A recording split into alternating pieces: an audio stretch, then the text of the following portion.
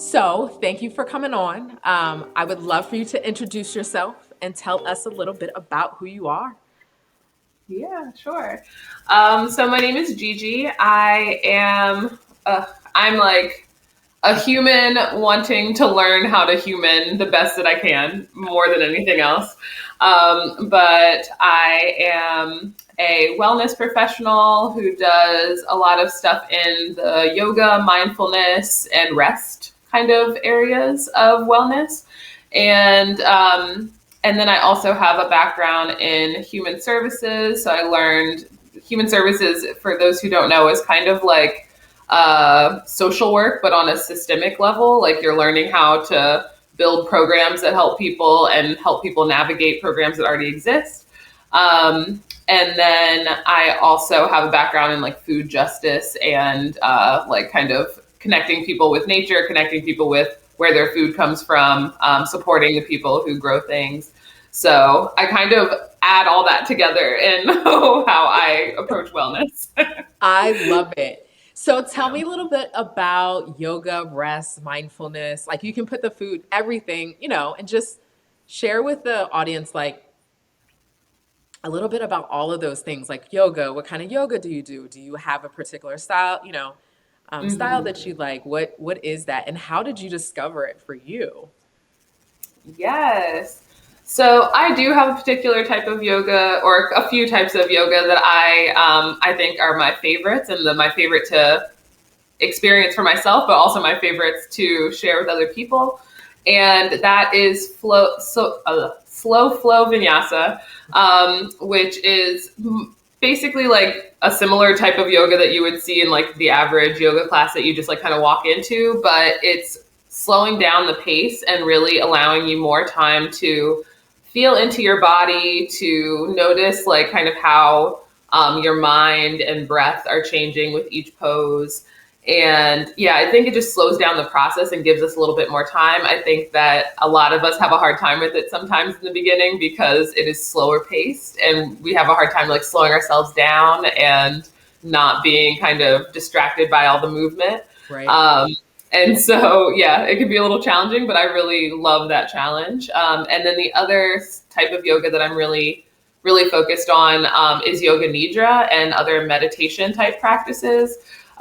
So I really love leading and guiding meditation. And then now I'm actually studying to get like a specific certificate in Yoga Nidra, which is a specific type of, it's basically, it translates to yogic rest. So you're literally laying down and it brings you to this area of your consciousness that's like somewhere between waking and sleep. Right. Um, it's really transformational. I'm like obsessed with it right Oh, now. yes, it is. It is. I think it's, if I'm not mistaken, I think, what is it, like 20 or 30 minutes of yoga nidra? It can be like equivalent to 2 to 3 hours of sleep. Yeah, it's like That is no right. Yeah. joke. It's like four times as restful as just going to sleep at like Yeah. a normal sleep. Yeah. So when you talked a little bit about that slow flow, right? You Mhm. mentioned a word that I think people take for granted. You said you're slowing down and you're breathing. And Mhm. so talk a little bit about breath work, right? So you have to implement, right? And what does breath work do for you and even your students that you teach, your clients that you work with? What do you Mhm. see once somebody discovers like how powerful breath is? Yeah. So yeah, all of that is part of yoga. That's why I love yoga first off, is because yoga is such a robust um like healing modality. There's so much in it. But your breath is really a key, it's like a key thing, right? It is, first off, I always remind people your breath is one of the few things that happens naturally, like your body needs it to survive. So it happens naturally, but you also have the ability to consciously breathe and change the way that you breathe for certain things, right? So if it's already keeping you alive, right? It's already like the most, like you can go a little while without eating, you can go a little while without drinking anything, you can go a little while without sleep, but you go a couple of minutes without breathing and we're in trouble, right? So it really is like this in yoga, we call it prana, life force, which maybe even kind of goes beyond what just breath is, but it really is this like essential part of your being. And so if you can once you start to kind of have power over that essential part of your being, you realize how monumental it is, Right. and how it is really connected to our emotional state, our mental state, our physical state. Like you can really transform all of those parts of yourself just through the breath, you Right. know? That's Hmm. amazing. Yeah. So so you enjoy the slow flow. What are some Hmm. of, in terms of your students, how, like, what's, if somebody's trying to get into yoga, right? Or mindfulness, meditation, food justice, all the things that you do, right? Like what, and we'll do, because I love the food. Oh, anyways, there's so much Yeah. like healing in food that I Hmm. think people don't realize. You actually become, when you're planting and you're growing and you're like, you become a part of the life cycle in a different way. You're not a consumer, and you notice and witness differently than, it's just, yeah, it's just powerful. Anyways, Yeah. um, so if somebody's thinking about coming into yoga, what are some things that you would tell them to do, right? I think sometimes people can be nervous, or not knowing what session to go into, not know where to go. I think sometimes people will go to a session and it might be, for somebody who's a different level, right? That I can think that can push them away and be discouraged. What would be some things that you would offer somebody who wants to get into a yoga practice and start going to a class? What would be some things that you suggest? Hmm. So the first one is I would say, yeah, think about kind of what you're interested in getting out of a yoga class. Even if you don't really, you're still trying to understand the fullness of yoga, whatever interests you. And I'll take that back to my own story. I actually started doing yoga in college, and so different than what my practice is now. Like I just wanted to.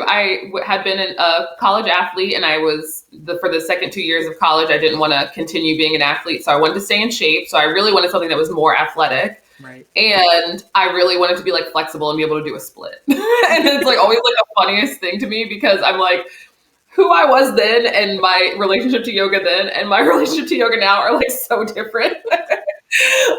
But that was what excited me and that's what pulled me in. And then through being in classes where I was learning about that, I mean, learning how to like just be in shape or, the physical parts of yoga, I realized like, oh, there's all these other things. Like I was being able to kind of get little nuggets of other things that were changing how I saw myself. Like you know what I mean? Like literally like way deeper things. How I saw myself as a person, dealing with like I've dealt with a lot of like anxiety and depression when I was younger.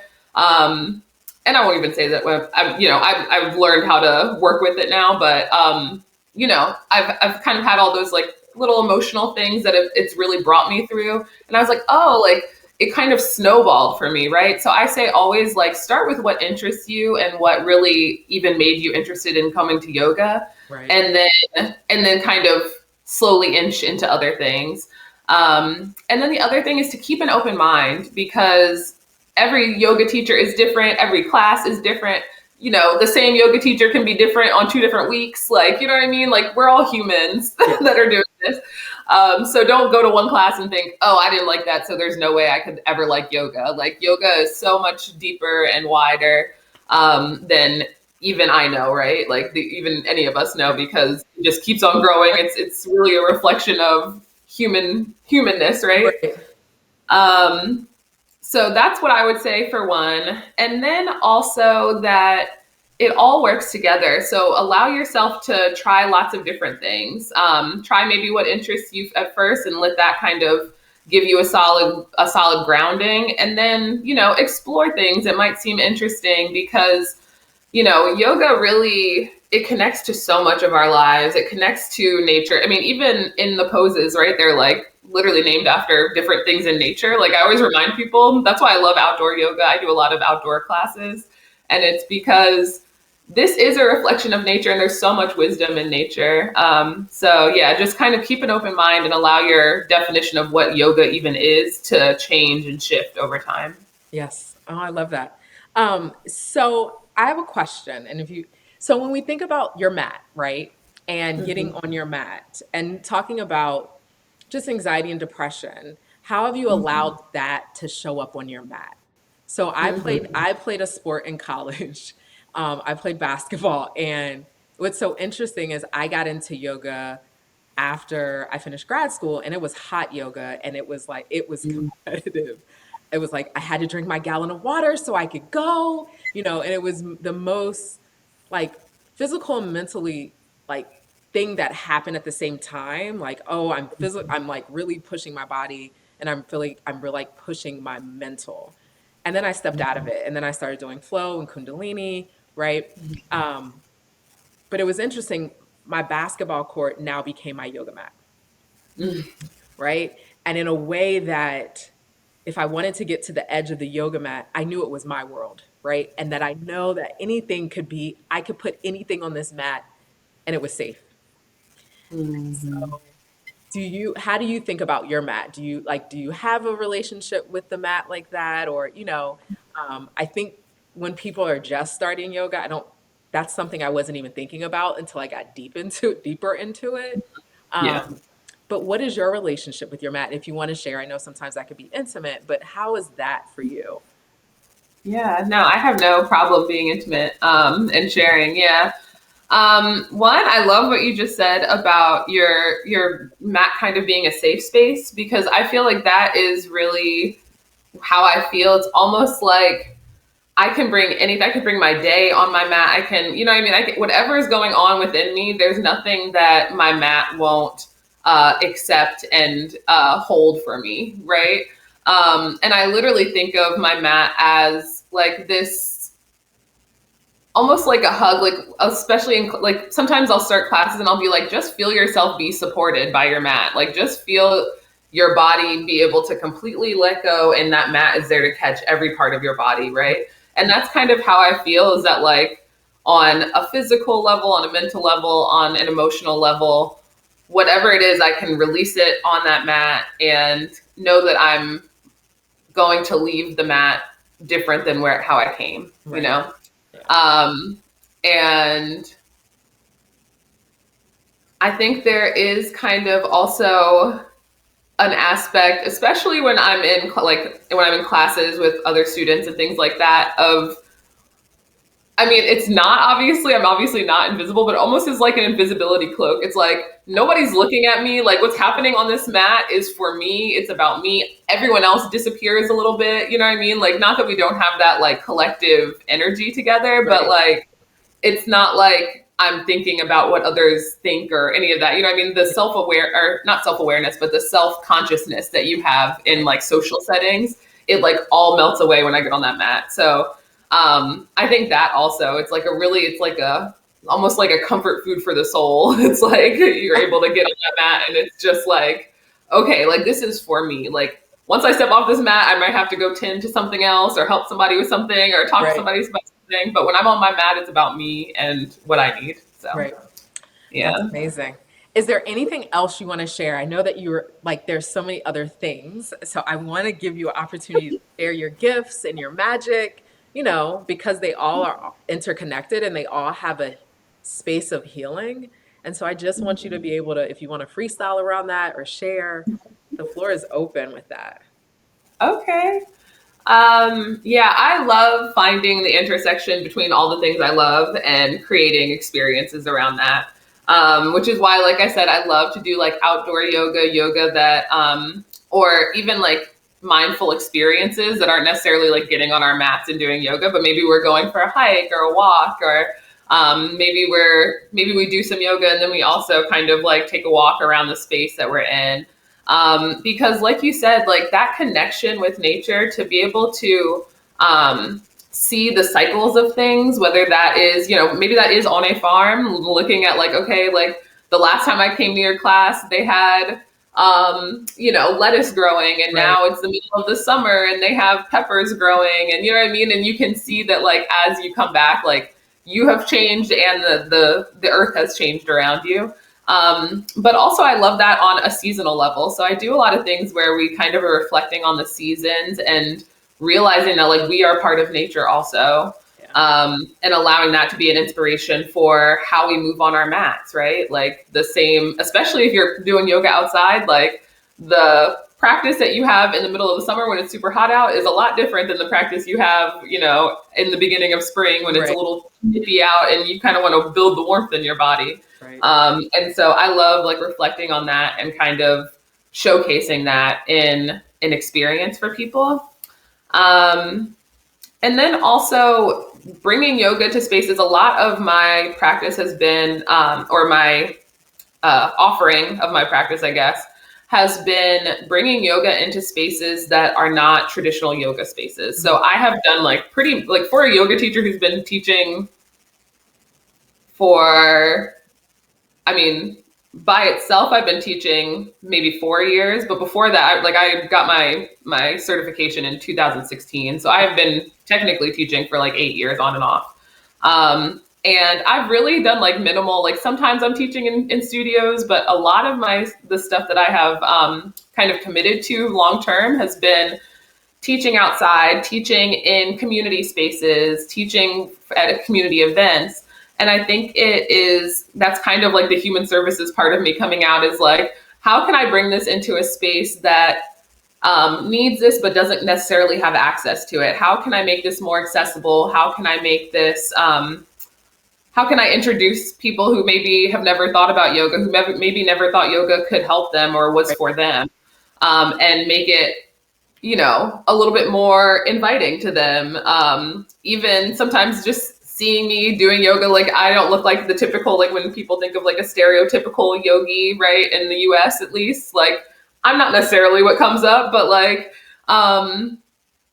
being able to change the face of that for people. And so that's really important to me too, is like bring all those different things together and really looking at yoga as a science of life, not just like a workout, right? Dope. And yeah, and that's why I'm really excited about like kind of the rest work I've done. I've done some work around rest, just kind of, let's see, I've done like some events around rest, and kind of just like holding space for people to think about rest, to kind of, almost like counter our culture of like grind, go, and think about what it really means to rest and what the opportunity is in rest, right? We think of rest as something that we do because we have to, and a lot of people only think of sleep when they think of rest. Right. So expanding our definition of rest, and then also really like embodying that, because you can talk about rest as much as you want, but it really is like a nervous system shift to get your body. I mean, for Yoga Nidra, a lot of times you're in Yoga Nidra for an hour. So you're like laying still for an hour. A lot of people, but consciously, right? Not sleep. Even though a lot of people do fall asleep. Right. But I always say that's like a symptom of our experience being that the only time we get to really lay still and really experience stillness is when we are asleep. So that's what your body automatically is like, oh, I know what this is. Right now I'm snoring in Yoga Nidra, right? But it really is a transformational process of teaching yourself how to exist in a different space, right? To take yourself out of that kind of survival mode. Because I mean, at least for me, I think the internal story that happens even subconsciously, I don't think I'm like necessarily consciously thinking this, at least in the beginning of my practice. I don't think this was even entering my mind, but it really is like like there's always something to be done, right? Where all the work is never done, right? So what could I have been doing when I was sitting here laying around? Like, you know what I mean? There's almost like a guilt to rest, right? Even it feels like wasting time almost for some people. And so for me, like shifting how I saw rest and how I really like my value, Right. but the value of rest for myself. I've seen that transform my own life, and I've seen it transform for others. And one of the experiences that was really fun to me to actually like have a whole day basically where I talked to people about rest. I did this kind of art installation called the Pause Portal. And it was part of like a wellness and arts festival that we did. But like my art was like a space for people to rest. And the idea was you kind of came into this space. It was like this octagonal kind of like wooden frame with sheets around it. And you would come in one side, and there was kind of like an altar to rest, and it had mullein, which is an herb that is first off really soft and like cuddly, and it reminds you of rest because it reminds you of like something soft that you might want to Right. cuddle up with. But it also is like a respiratory herb that helps you kind of like open your breath up and nurture your lungs and your breath. And so, encouraging people to take a deep breath and just be still. And so we had a whole bunch of stuff inside of, books to read, affirmation cards, all about rest and slowing down. There's something in there about Yoga Nidra. And it was really just a space of like, choose your own adventure around rest, but have that space and then come out feeling renewed. So literally having rest be a portal for transformation. And That it is was, amazing. it was really fun. And people like to hear people's feedback from it was like there were so many things that I'm like, I didn't even realize, you know what I mean? Right. You see the depth of it as you get to see it from all these kind of, these other people. We're mirrors of each other. So to be able to see everyone else's experience of it. Wow. So, okay. So if you could give the listeners one thing, one takeaway, right, from everything that you do, what would be your takeaway for them? Mhm. My takeaway would be that, and I think it is like maybe a question to ponder, like maybe it's like a self inquiry of like, what is available to you when you are well rested, when you give yourself time to slow down? Like, what is available to you that isn't available in any other state? I And love just think about what that might be for you. that is amazing. Man, I that's a powerful question. That's a powerful, like, just, huh. We're gonna have to have you back on. Because, just the different things that you do, I think that people can get from the different things, right? Like, even though you combine, there's intersection.